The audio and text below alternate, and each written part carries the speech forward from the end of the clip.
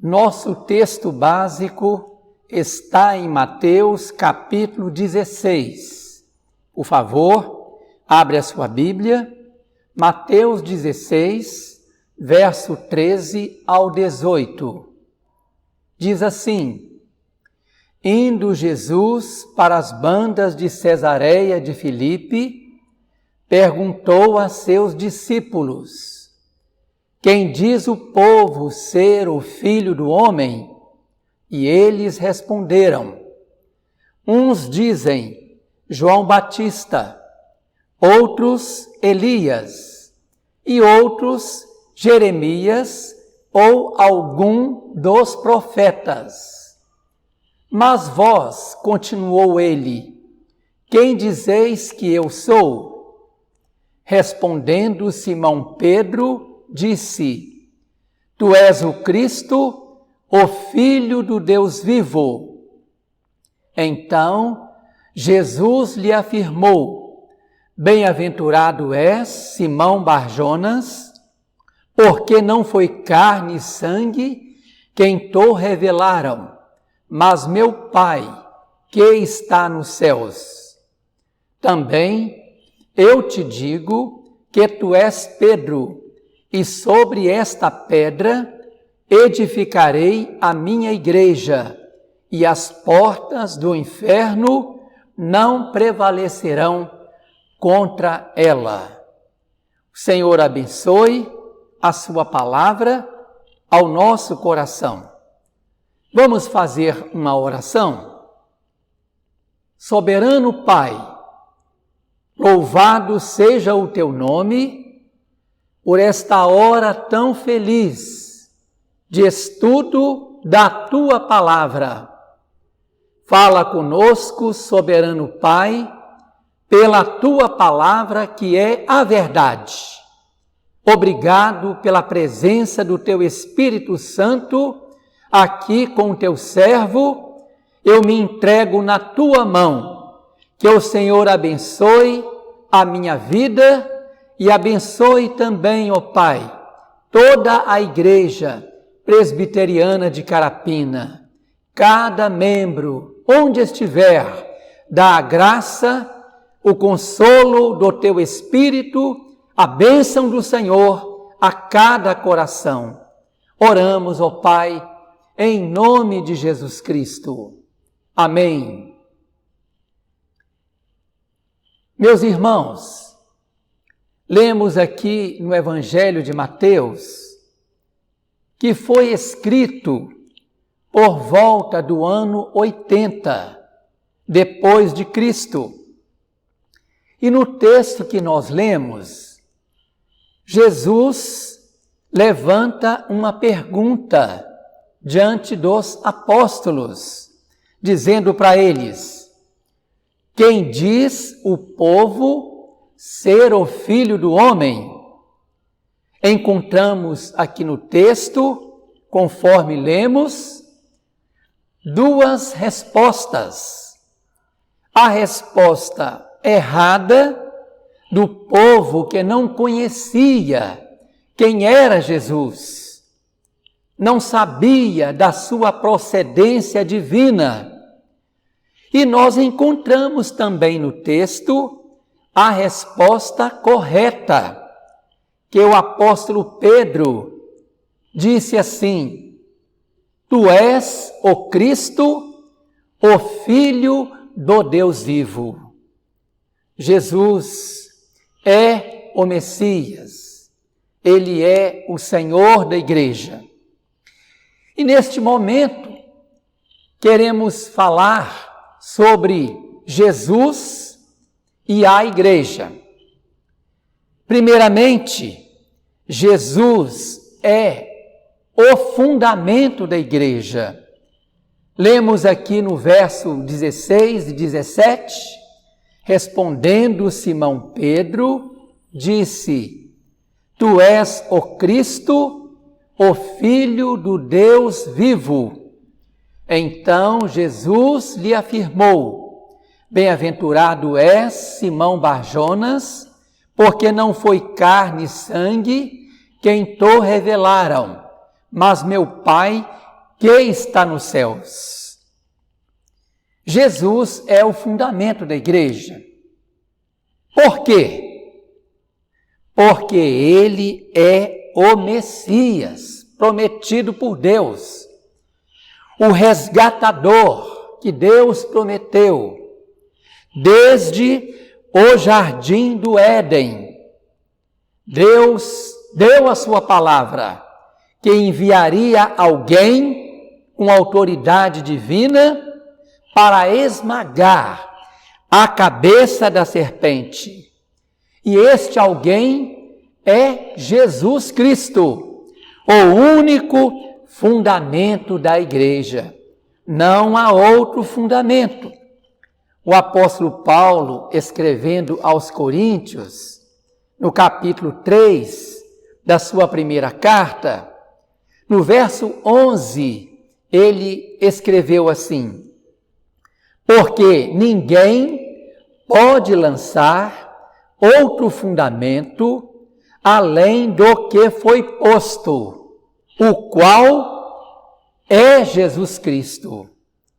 É ele, Jesus, quem tem toda a autoridade nos céus e na terra, como ele mesmo afirmou. Portanto, é Jesus o fundamento seguro da sua igreja.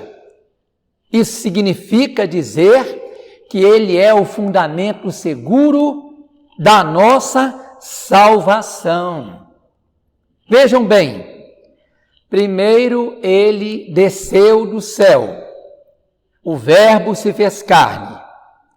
Jesus vestiu pele humana e ele assumiu a nossa culpa dos nossos pecados lá na cruz do Calvário.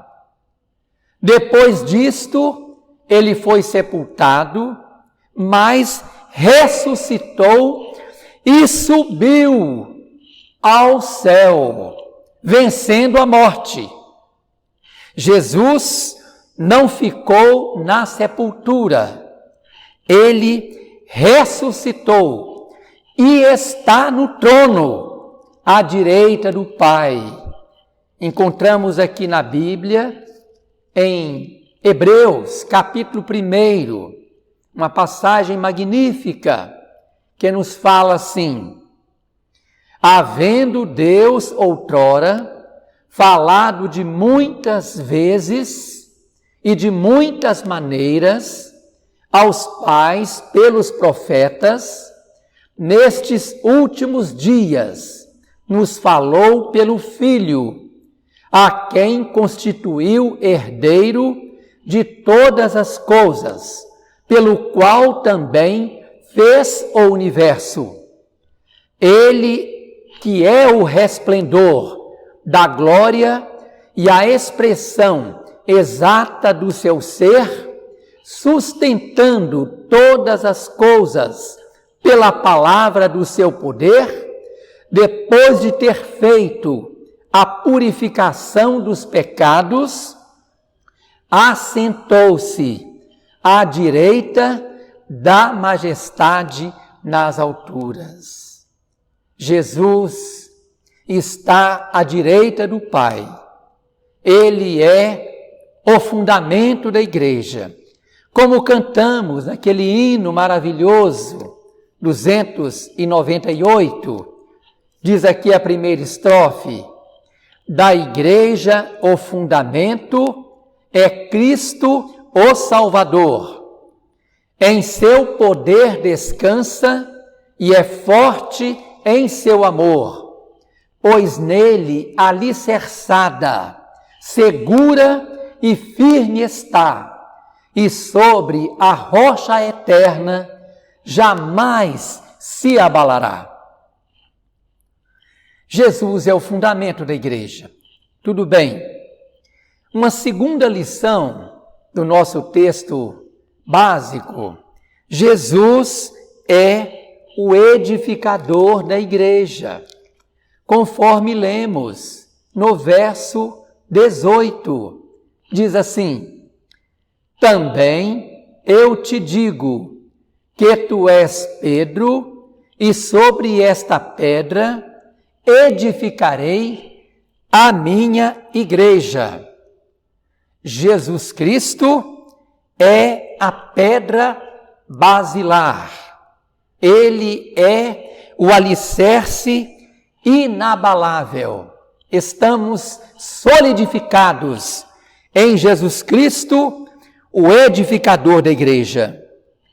Jesus, sendo o edificador da sua igreja, ele é o proprietário da sua igreja. E segundo a sua vontade soberana, ele vai nos encaixando no edifício espiritual, onde nós somos as pedras vivas, sobre a pedra principal que é Jesus. Ele faz este trabalho e é tudo para a glória do seu nome bendito, como diz aqui a segunda estrofe do hino 298, que fala assim: a pedra preciosa que Deus predestinou sustenta pedras vivas que a graça trabalhou. E quando o monumento surgir em plena luz, a glória do edifício será do Rei Jesus. E graças a Deus, há lugar para você neste edifício da família de Deus, onde o objetivo de cada pedra viva é ser um sacerdote santo a serviço do Senhor. O apóstolo Pedro nos motiva a estarmos achegados a Cristo. Nós temos que entregar totalmente a nossa vida a Jesus. Pedro escreveu assim na sua primeira carta, no capítulo 2, versículos 4 a 6. Acompanha na sua Bíblia. Primeira carta de Pedro, capítulo 2, verso 4 a 6. Você vai notar o termo aqui escrito pelo apóstolo, que nós somos realmente pedras vivas, lapidadas por Cristo, colocadas por Ele no seu edifício eterno. Chegando-vos para Ele a pedra que vive, rejeitada sim pelos homens, mas para com Deus, eleita e preciosa. Também vós mesmos, como pedras que vivem, sois edificados casa espiritual para serdes sacerdócio santo, a fim de oferecerdes sacrifícios espirituais agradáveis a Deus por intermédio de Jesus Cristo. Pois isso está na Escritura: eis que ponho em Sião uma pedra angular, eleita e preciosa, e quem nela crer não será de modo algum envergonhado. Jesus é o fundamento da igreja. Jesus é o edificador da igreja. E, finalmente, Jesus é o protetor da igreja. No versículo 18 do nosso texto central, Mateus 16, diz assim: também eu te digo que tu és Pedro, e sobre esta pedra edificarei a minha igreja, e as portas do inferno não prevalecerão contra ela. Sob a proteção de Cristo, a igreja vence as portas do inferno de tal maneira que a igreja vencedora, ela é instrumento na mão do Senhor para libertar vidas do fogo da condenação. Vidas sedentas são libertas pela graça de Deus, e a igreja concede a essas pessoas a água da vida, que é o próprio Cristo Jesus. Nós levamos Jesus para o coração dos pecadores. Meus irmãos, devemos ser cautelosos, perseverantes e confiar em Deus, porque há ao derredor um adversário furioso, que é o inimigo de nossas almas. Mas a igreja nunca pode esquecer, primeiro, que temos conosco a presença protetora de Jesus Cristo. Ele mesmo nos prometeu: eis que estou convosco todos os dias até a consumação dos séculos. Então não podemos esquecer que estamos debaixo da proteção de Cristo e que Ele vai em nossa frente, que Ele é o nosso defensor. E também nós nunca podemos esquecer que precisamos do revestimento da armadura de Deus, como escreveu o apóstolo Paulo, lá em Efésios capítulo 6, no versículo 10, o texto fala da armadura de Deus, necessária como equipamento para a vida do cristão. Diz assim: quanto ao mais, sede fortalecidos no Senhor e na força do seu poder, revesti-vos de toda a armadura de Deus, para poderdes ficar firmes contra as ciladas do diabo, porque a nossa luta não é contra o sangue e a carne, não é contra o homem, mas sim é contra os principados e potestades, contra os dominadores deste mundo tenebroso, contra as forças espirituais do mal nas regiões celestes. Porém, graças a Deus, que nos dá a vitória através de Cristo Jesus. E assim, a igreja marcha confiada na proteção do amor de Jesus Cristo. E nada nos separará do amor de Cristo, meus irmãos.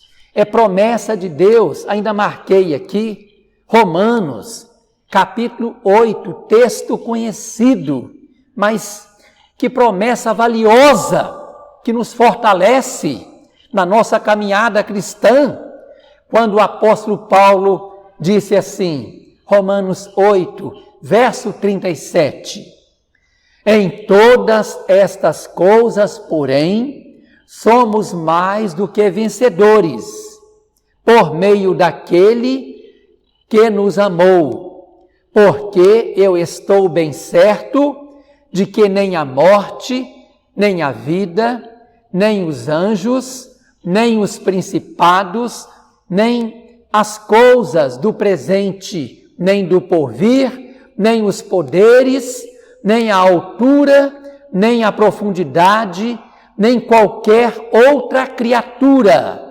poderá separar-nos do amor de Deus que está em Cristo Jesus, nosso Senhor. Louvado seja Deus, que a sua igreja marcha feliz, marcha louvando, evangelizando, servindo ao Senhor até o encontro definitivo com Ele na mansão celestial. E então estaremos para sempre reinando com o Senhor Jesus Cristo. Que Ele nos abençoe, que Ele abençoe a nossa igreja.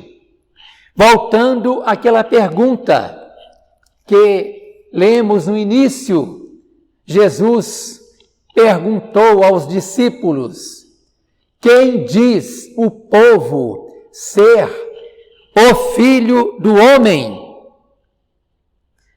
Qual é a sua resposta? A sua resposta revelará se você conhece ou não conhece a Jesus. Quem conhece a Jesus, primeiro recebe dele a vida eterna, porque é como está escrito lá em João 17, a vida eterna é esta, que te conheçam a ti como o único Deus verdadeiro e a Jesus Cristo a quem tu enviaste. Então, quem conhece a Jesus tem a vida eterna.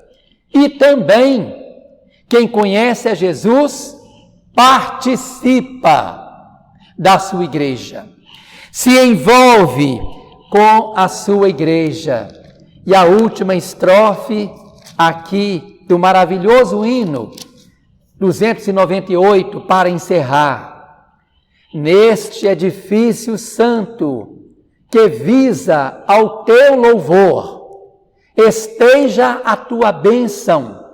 Rogamos-te, Senhor, que muitos pecadores aqui em contrição se tornem templos santos de tua habitação.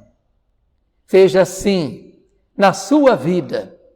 Deus abençoe a sua vida. Lembre-se, Jesus é o fundamento da sua igreja. Jesus é o edificador da sua igreja. E Jesus é o protetor da sua igreja. Que Ele te abençoe. Amém.